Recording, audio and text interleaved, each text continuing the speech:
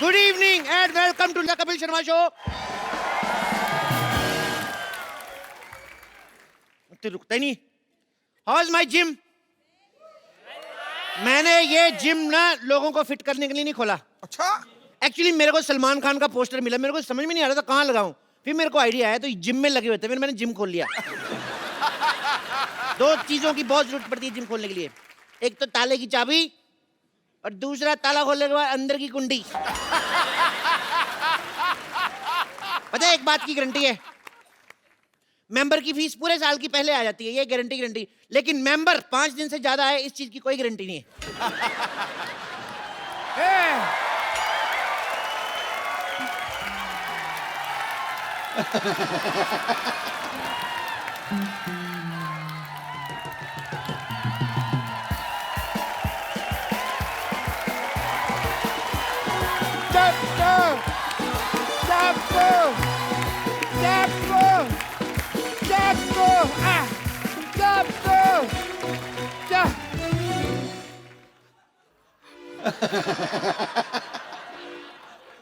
मेरा यार चप्पू,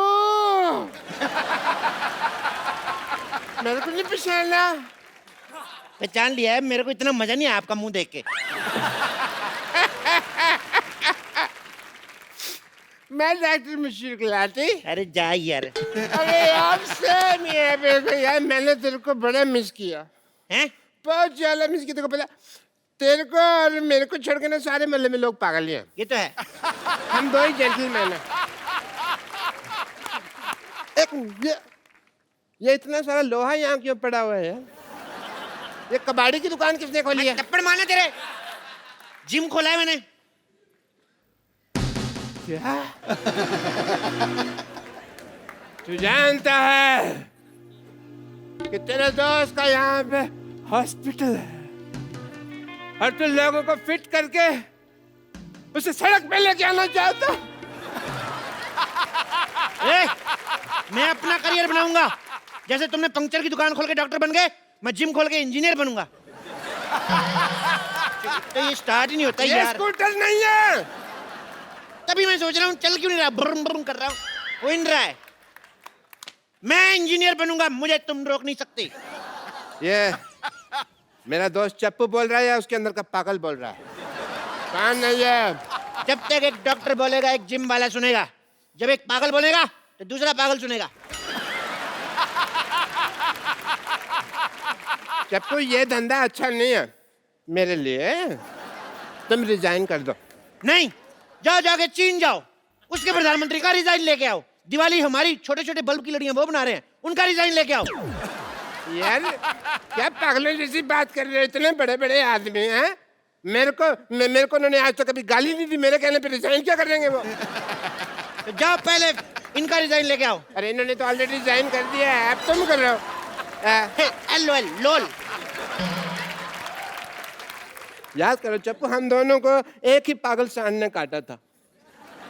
सांड कभी काटता नहीं है। अब पागल सांड है, उसको क्या पता रूल है रेगुलेशन का, उसमें मत घुसो।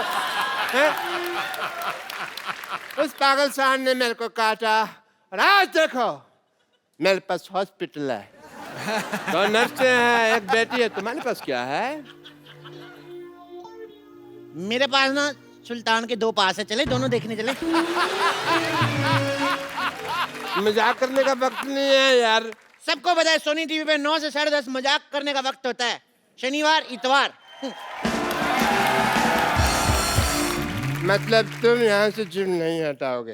तुम्हें जो समझना है समझो। वाह वाह। मैं शेर नहीं सुना रहा हूँ, मैं थप्पड़ मारूंगा, जो करना है कर लो। चप्पू एक बात याद रखना। क्या?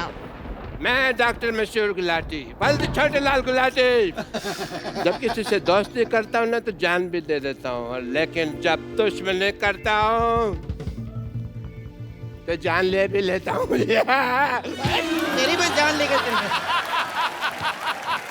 मैंने पाजी, अब तो मैंने डॉक्टर से भी दुश्मनी कर ली। अब अगर मेरा धंधा नहीं चला ना, मैंने खुद डॉक्टरी खोल लेनी, फिर इसका धंधा बंद करना मैंने। ओह माय गॉड, देखो मैं डंबल कैसे घुमाता हूँ, बहुत ज्यादा शक्ति है मेरे में। जल्दी आओ ना बेबी।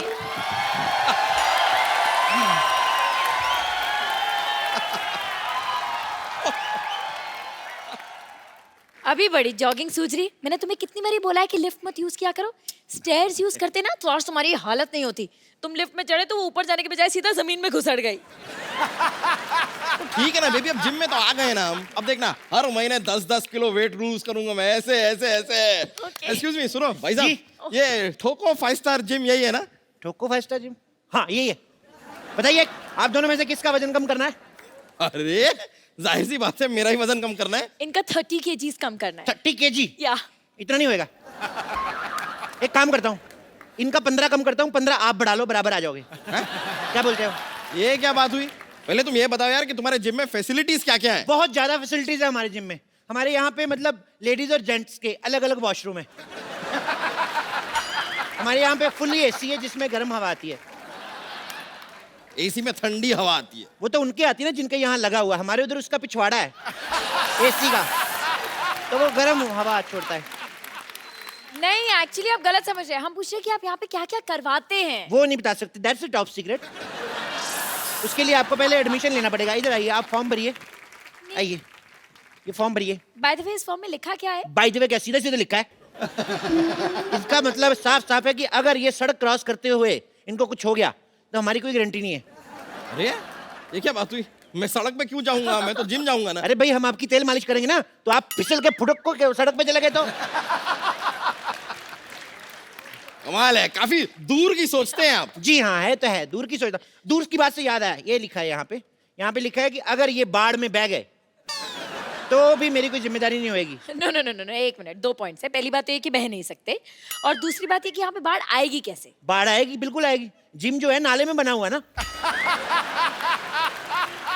तो पीछे हमने एक बंदा खड़ा किया हुआ है, वैसे दीवार बना के पानी रोका हुआ है। जिस दिन पानी तेज आ गया सारा जिम बह जाना है।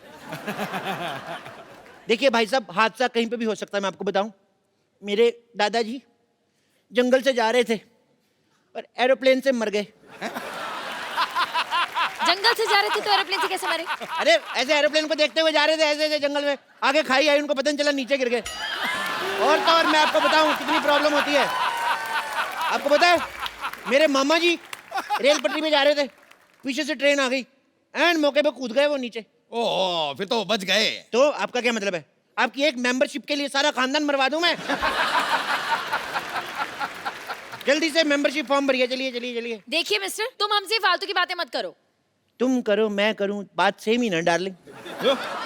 मेरे यहाँ पर होते हुए तुमने इसे डार्लिंग कैसे कहा? तो तुम्हें शर्म आनी चाहिए ना, जब मैं डार्लिंग बोल रहा हूँ तुम उधर चले जाओ। आई- पागल है? ए, मैं यहाँ क्यों जाऊँ? मैं यहाँ जिम करने आया हूँ। यस, और आप प्लीज ना इन्हें टॉम क्रूज जैसे स्लिम एंड ट्रिम कर दो ना, यहाँ जानू। टॉम क्रूज नहीं, कुछ नहीं हो सकता इनका टॉम क्रूज जैसा। मैं काम करता हूँ, हाँ? इनके आगे एक इंजन लगा देता हूँ, इनका क्रूज बना देता हूँ, पानी में चलाना आप। तुम जरा सेटअप हो जाओ यार, मुझे स्लिम करो। ठीक है कर देंगे, लेकिन आप अपनी दीदी की कसम खाइए, जो मैं कहूँगा आपको वैसे करना होगा। ओह बॉस, ये मेरी दीदी नहीं है, मंगेतर है मेरी। हम शादी करने वाले हैं, we are getting married. What? या 21वीं सदी की लड़की होके तुम अरेंज मैरिज कर रही हो? ओह नो, अरेंज मैरिज छोड़ना, इट्स लव मैरिज।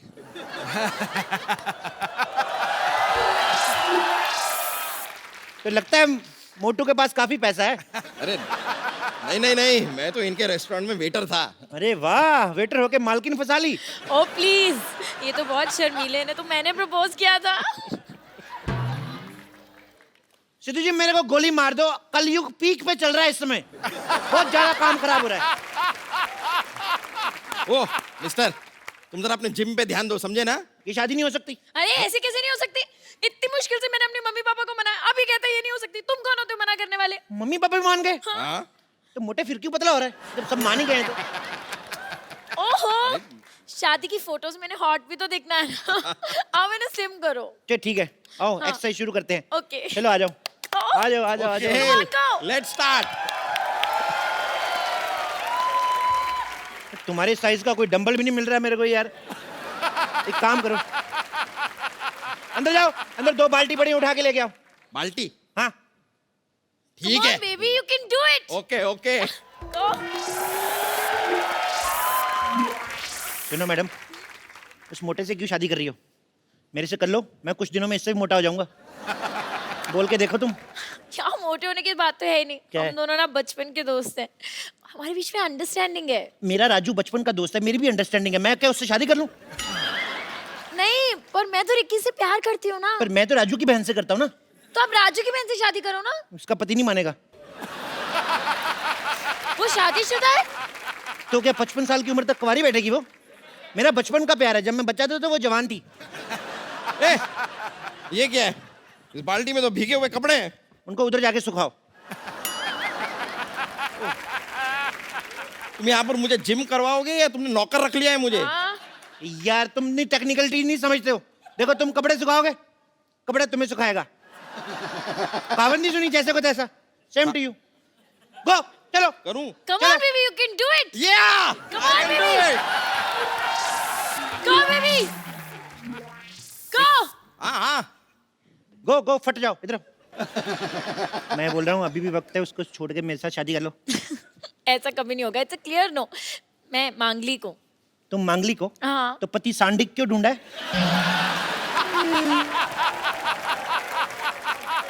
मुझसे शादी करो, मैं बौद्धिक हूँ, बौद्धिक। तुम बौद्धिक हो, इंटेलिजेंट तो कहीं से नहीं लगते। इंटेलिजेंट वाला बौद्धिक नहीं, बुधवार को हुआ था लेट नाइट बौद्धिक। तुम बौद्धिक हो मौद्धिक हो, मुझे उससे एक्चुअली कोई फर्क नहीं पड़ता है। Okay, I am engaged. Engaged? तो थोड़ी देर बाद डायल करो। व्हाट? मेरा मतलब इधर हमारी कोई छोटी बहन है तो आप क्या तुम उससे शादी कर लोगे? नहीं नहीं नहीं, उसकी इससे कराऊंगा। मेरा प्लान सेम है। क्या बोलती हो? हाँ। यार एक बात बताओ, ये किसके कपड़े थे? धुलने के बाद भी इतनी बदबू आ रही है कपड़ों में से। अरे नहीं नहीं, कपड़े साफ थे, वो पानी गटर का था, उसमें आती होगी। छी, तुम गटर के पानी से कपड़े क्यों धोगे? तो क्या करूं, जब मैं नहीं धोता हूं तो कहते हैं चप्पू कपड़े नहीं धोता है। दुनिया क्या करे, मैं पागल हो जाऊंगा मैं ऐसे। हालात बहुत ज्यादा खराब हो रहे हैं। ओह, ठीक है यार, ठीक है, इसके इससे चक्कर से हमें क्या लेना देना, वो सब छोड़ो। देखो तुम मुझे इधर उधर घुमा क्यों रहे हो? तुमको अगर कुछ करवाना ही है तो ट्रेडमिल करवाओ। ट्रेडमिल मतलब? यार ट्रेडमिल जिसमें भागते हैं। अच्छा सड़क की बात कर रहे हो? अरे नहीं यार, वो जो रखी हुई है। खबरदार उस पर चढ़े दो। वो तो मैं रोटियां बनाता हूँ उस पे। उसमें मैं ऐसे गिलाटा रखता हूँ ना, फिर चला देता हूँ, फिर मैं बेलन रख देता हूँ, इधर से तौलिया रोटी बन के निकलती है ऐसे ऐसे वाली। सुनो, इधर मुंह करो। हाँ। सुनो, जैसे मैं 1 2 3 बोलूंगा ना, ओके। अलग ही 8 हो चुके हैं, लेकिन तुमने 3 पे मेरे को धक्का मार देना। ओके, तो मैं 1 2 3 करूंगा, तुम मुझे धक्का मारना, मैं उनको मारूंगा। ठीक है?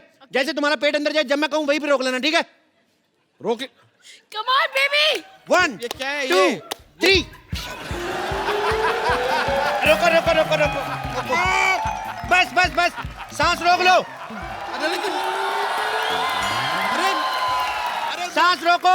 देखो, जब सांस छोड़नी होगी हमें बता देना, नहीं तो तुम सांस छोड़ोगे मेरा सर जाके दीवार पे लगेगा। पकड़ो पकड़ो पकड़ो। देखो पेट अंदर हो गया, होएगा होएगा होएगा, टाइम से होएगा।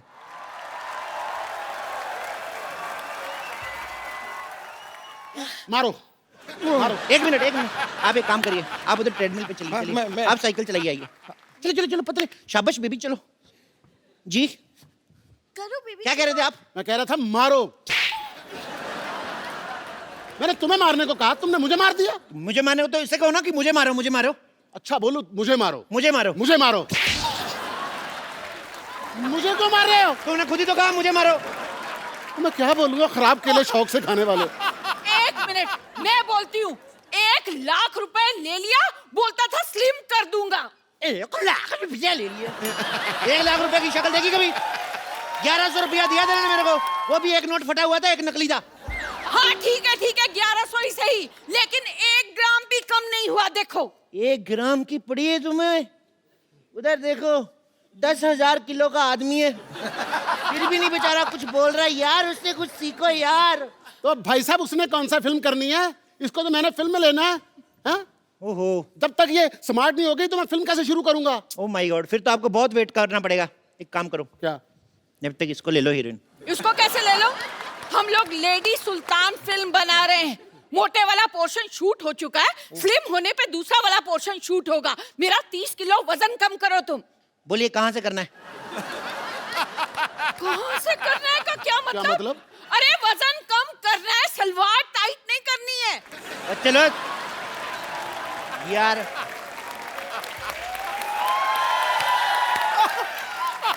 सलवार टाइट भी हो जाएगी तो भाई साहब पहन लेंगे, उसमें क्या है? भाई साहब को पहन लेंगे, मैं उसका हस्बैंड हूँ, उससे छोटी बहन हूँ मैं। ओ भाई, या तो क्या? उसका वजन कम करो, नहीं तो हमारे पैसे वापस करो। पैसे ऐसे दिए, साफ साफ लिखा हुआ है, लिए हुए पैसे नहीं दिए जाएंगे। कहाँ लिखा है, दिखाओ मुझे। इधर कहाँ देखो, लिखा है? ये लो, ये देखो, ये लिखा हुआ है, लिए हुए पैसे दिए नहीं जाएंगे। झूठ बोल के धंधा थोड़ी करना भाई। अरे जेब में रखने से कैसे दिखेंगे? बाहर चिपकाना चाहिए ना बोर्ड पे। चिपका ही नहीं सकते, वहां देखिए साफ साफ लिखा है, यहाँ पोस्टर चिपकाना मना है, और पोस्टर लगा तो हुआ है। पर कोई बात नहीं, आप कस्टमर है, मैं आपका काम करके दूंगा। बताइए कितना कितना वजन कम करना है? 30 किलो। आपका 30 किलो? आपका एक कूला हटा दूं? पर उससे एक प्रॉब्लम है, ठुमका आपका एक साइड वाले लगेगा, दोनों साइड नहीं होएगा। आप पहले मेरा दूल्हा कम करिए। ओ माय गॉड, एक का कूला करना है, एक का दूल्हा करना है, मेरे को प्रॉब्लम बड़ी ज्यादा है यार। इधर आओ, इधर आओ, एक लाइन में खड़े हो जाओ। अब जो कहूंगा वही करना, ठीक है? हाथ जोड़ो, ऐसे जोर से बोलो, हे भगवान, हे भगवान हमें पतला कर दो। हमें पता कर। ये क्या करवा रहे हो हमसे? प्रार्थना में बड़ी शक्ति होती है साहब। जानू ये ऐसे नहीं मानेगा, फोन करो पुलिस को। अगर तुम लोगों ने पुलिस बुलाई, मैं अपनी पुलिस बुला लूंगा। अपनी पुलिस बुला लूंगा, तेरा खुद का कमिश्नर है क्या? हाँ, जानू मुझे पागल लगते, चलो यहाँ से चलते हैं। चलते कहाँ हैं? 6 बज गए, जिम बंद हो चुका है। अभी जिम खुलेगा तभी जा सकते हो, पतले होके जाओगे। अभी लेट नाइट पार्टी है, चलो डांस करो।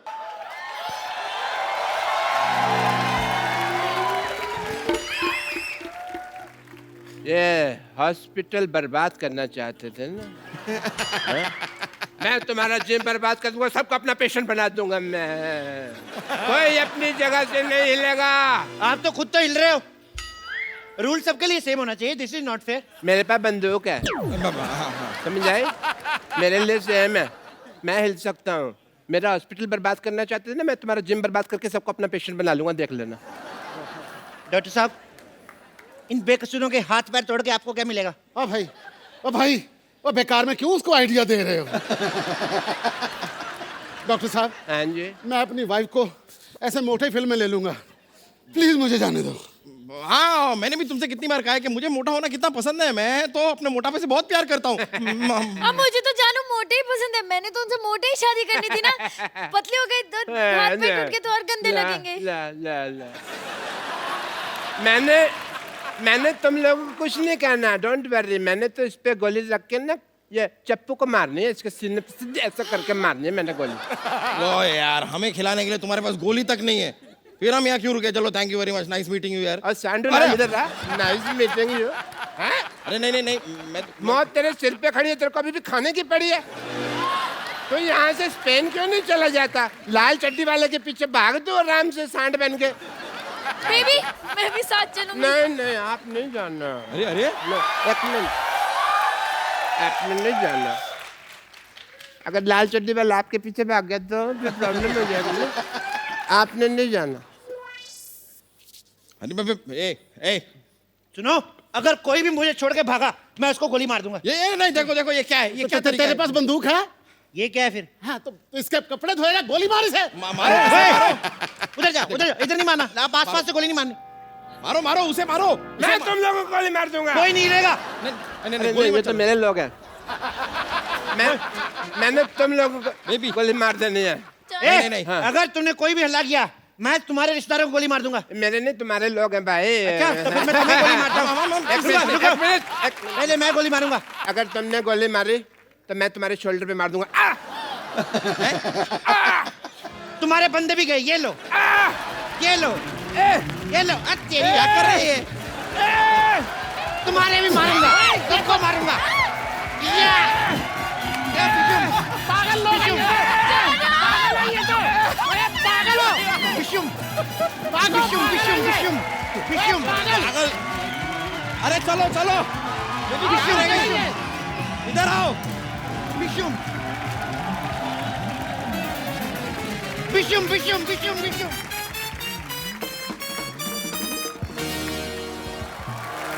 चंदू, तूने तो कमाल कर दिया यार आज। अच्छा गाया ना मैंने? नहीं गाया नहीं, मुझे लगता था दुनिया में इससे खराब मुंह वाला कोई आया नहीं। इसने गा के और खराब कर दिया। क्या कर रहा है ये तू? भाई इनको कुछ पता हो तो मैं बताऊं। और मैं गजल सिंगर बन गया हूं और गजल गाते गाते ऐसे एक्सप्रेशन आ जाते हैं। तू गजल गाएगा? इधर कर मुंह, चल। आपको पता है भाई, स्कूल में बचपन में ये पोएम गाता था ना, दूसरे बच्चे गाते हैं कि मछली जल की रानी है, जीवन इसका पानी है, ये कहता है मछली जल की रानी है, नमक लगा के खानी है। पर तू कहाँ से गजल गाएगा बे? देखो कप्पू शर्मा, मेरी बात सुनो, मैंने प्रॉपर तलत अजीज साहब से ना तालीम ली है इसकी। कौन से वाले तलत अजीज साहब? जिनकी पीछे बर्फ की दुकान है। अब बेवकूफ, वो गलत अजीज साहब हैं, तलत अजीज साहब अलग हैं। और तूने कैसे सोच लिया तू सिंगर बन सकता है बे? भाई ये देखो, बार बार इनको बताना पड़ता है कि हम लोग खानदानी सिंगर हैं। अच्छा? मेरे जो परदादा थे ना, वो हैदराबादी नवाब के यहाँ दरबारी थे। दरबारी राग होता है, वो दरबान थे। इनके परदादा ही दरबान थे। उन्होंने फिर बेगम को छेड़ा, हैदराबाद की जो बेगम थी उसको छेड़ा। उन्होंने फिर ऐसी जगह तीर मारा ना, सारी उम्र खड़े होकर साइकिल चलाते थे ये सच्चाई इनकी। और पारी आप खुद ही बताओ, उस टाइम पे साइकिल होते थे, घोड़े होते थे, और घोड़ा बस उठ कर ऐसे से चलाते थे। चलो घोड़ा हो जा साइकिल, तीर तो सही जगह पे लगा था ना। कप्पू शर्मा, मेरे साथ ऐसे बात नहीं करनी। आप पता है मेरे को दुबई से ऑफर आ रही हैं। क्या? और जब देखना पाजी, एक दिन दुबई के शेख मेरे को दाद दे रहे होंगे और ये यहाँ लावा सेल्फियां ले रहे होंगे। तो पाजी, जिसका मुंह सेल्फी वाला है वही सेल्फी लेगा ना, जिसका मुंह है ही कुल्फी जैसा वो कैसे लेगा सेल्फी? चल तू सिंगर बन गया, सुना कुछ। अभी सुना दूं? शॉल देखो कैसे लेके आया है। सुना भाई। ये क्या कर रहा है? इधर नहीं करना कुछ। तुझे तो हारमोनियम के नीचे दब के मर जाना चाहिए। तुझे गजल गायकों से मिलना ना, मैं तेरे को मिलवाता हूँ। हारमोनियम उठा अपना, चल जगह साफ कर।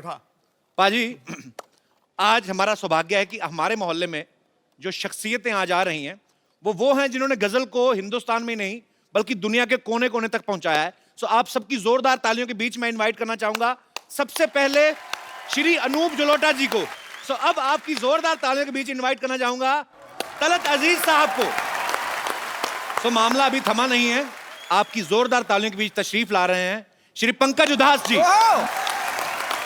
आज हमारे मंच पे वो 3 लोग हैं जिन्होंने गजल प्रेमियों को हमेशा ही अपनी प्यारी प्यारी गजलों से जो है सराबोर किया है। सर, तमाम गजल सुनने वालों की तरफ से आप तीनों का बहुत बहुत शुक्रिया और हमारे शो में बहुत बहुत स्वागत है। आइए सर, प्लीज विराजमान होइए। आपका खैर मकदम है सर।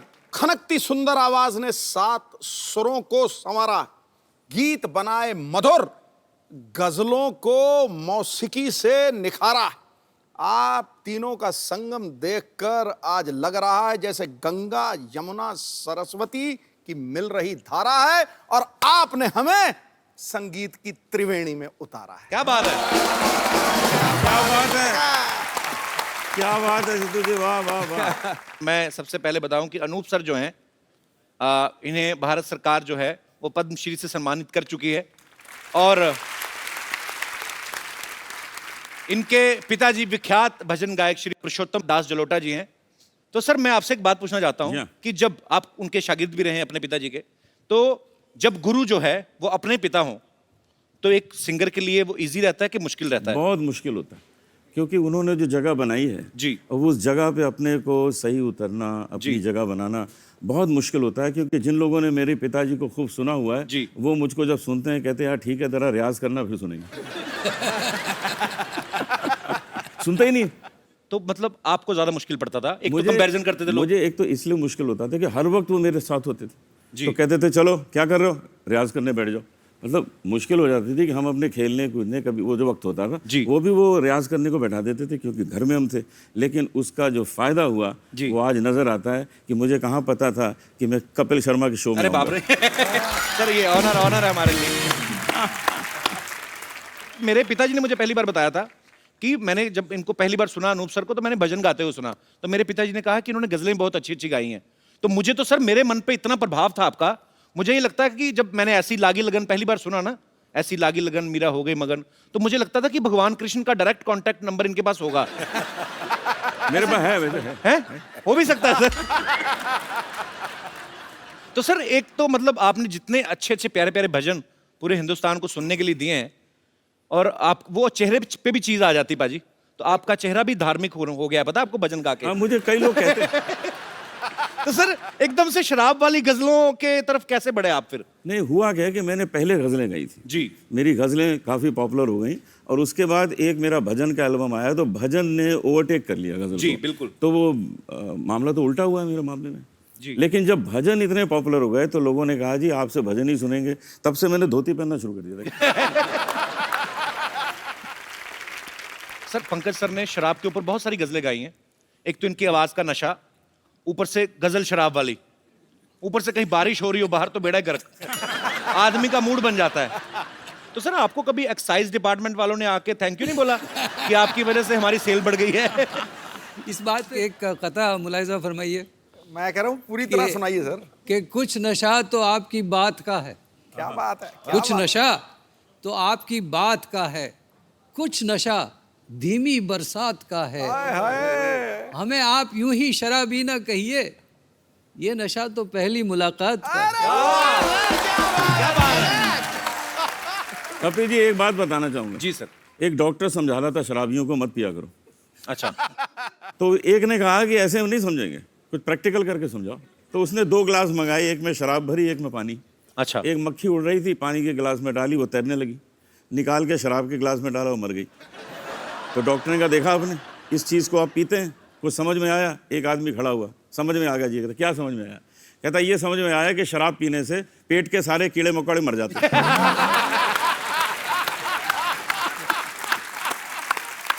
तो कहने का मतलब जिसने ढूंढना है वो पॉजिटिविटी ढूंढ लेता है। पॉजिटिविटी ढूंढते थे, कीड़े मार दी।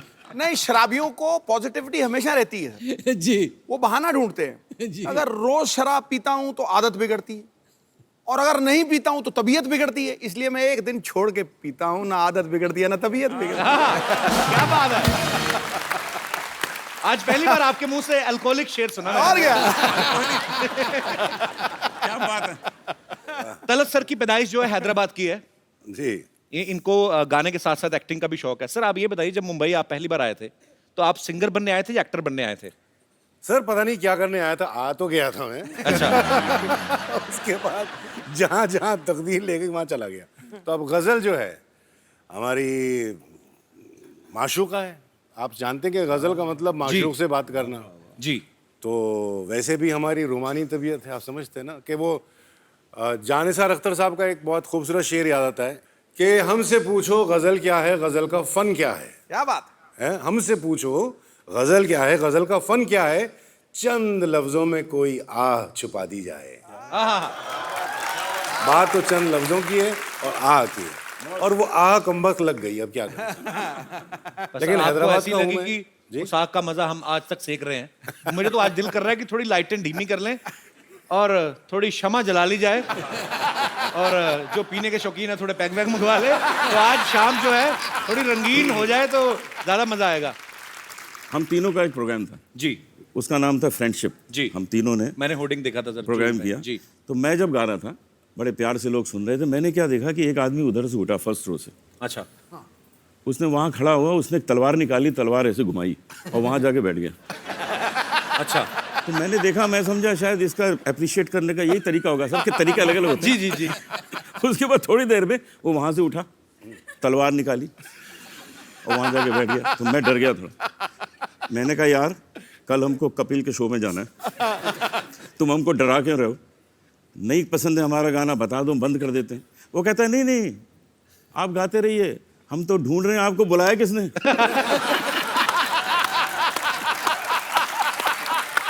अरे बाप रे।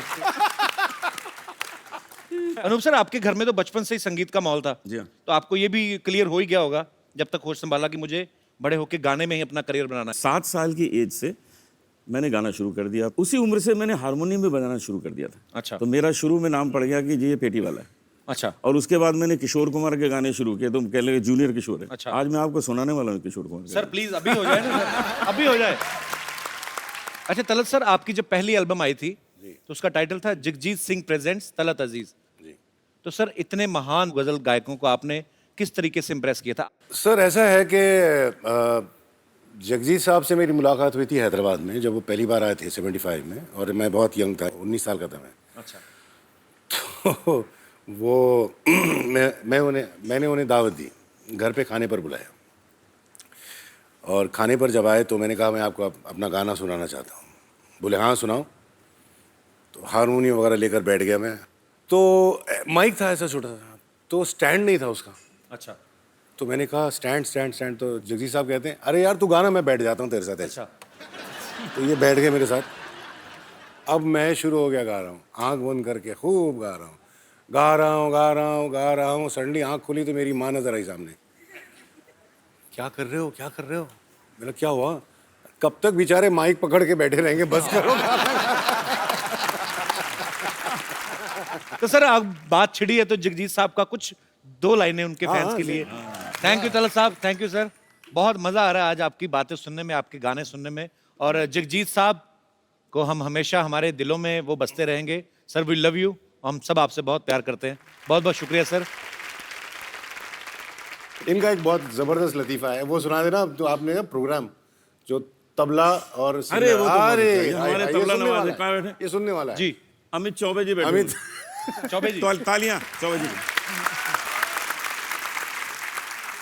सारी रात तबला बजाएंगे, हमारे साथ बजाते हैं प्रोग्राम में, सारी दुनिया घूमे, अच्छा थकते ही नहीं, अच्छा।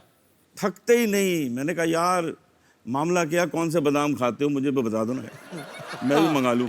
नहीं बताया ना, तो मैंने 2-4 जासूस लगवा दिए, ये पता लगाओ मामला क्या, थकते क्यों नहीं तबला बजाते। सिद्धू जी इन्होंने पता क्या किया हुआ है, क्यों नहीं थकते। इनका जो दाहिना तबला है उसके ऊपर इन्होंने अपनी वाइफ की फोटो बनाई हुई है।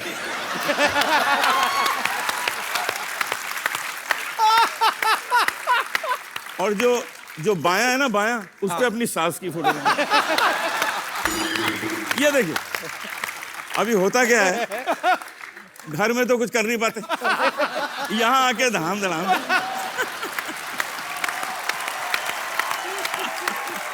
बड़ा निकाल दे। चौबे जी एक बड़ा वाला ड्रम सेट बनवाइए, उस पे सारे ससुराल वालों की फोटो लगाइए।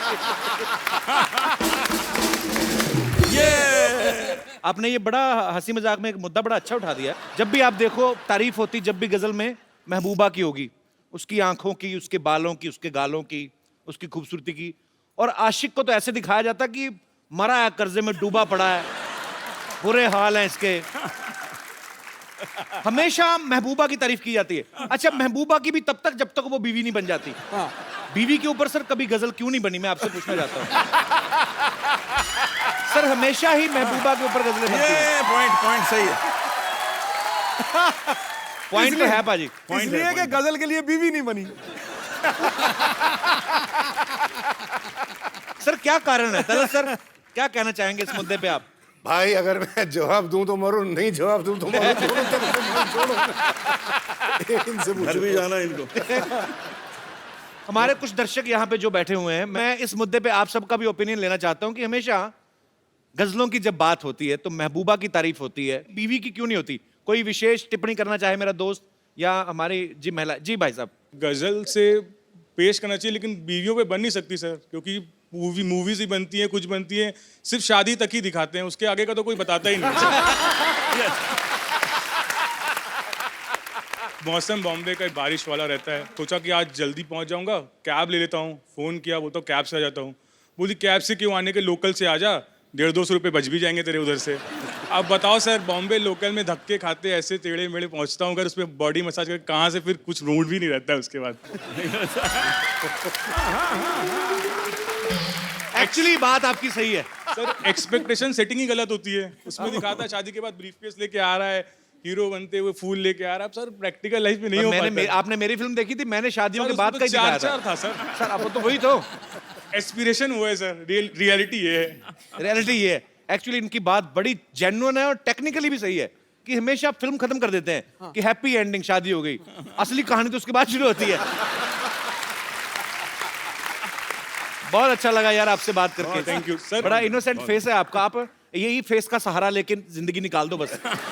कभी बीवी के आगे आर्ग्यू करो ही मत। सर वो तो करता ही नहीं हूँ। कर भी नहीं सकते आप, करके देख लो। जी सर।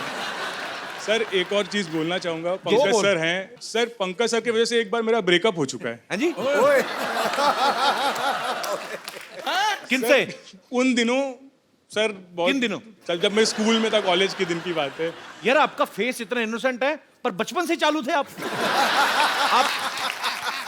बचपन में क्या था सर, एक पंकज सर का गाना था, और आहिस्ता कीजिए बातें, बहुत ही रोमांटिक गाना था। वीडियो भी एकदम बहुत ही वैसा था, हाई फाई। तो एक्सपेक्टेशन सेटिंग की जो बात है, तो उस टाइम मेरी फ्रेंड हुआ करती, तो उसने बोला, मैंने बोला मिलते जुलते हैं, साथ में घूमते पढ़ते हैं, ठीक है, तो आगे का क्या है। तो उसने बोला पंकज सर का ये गाना, मतलब ये गाना तू आके सुना दे मेरे को एक पैरा। फिर मैं सीरियस हूँ तेरे साथ सर। एक हफ्ते कोशिश की, सब कुछ किया, और मेरी आवाज़ ऐसी, वहां जाके बोला और आहिस्ता, उसने बोला बस आहिस्ता ही बस कर दे, आगे कुछ गा मत।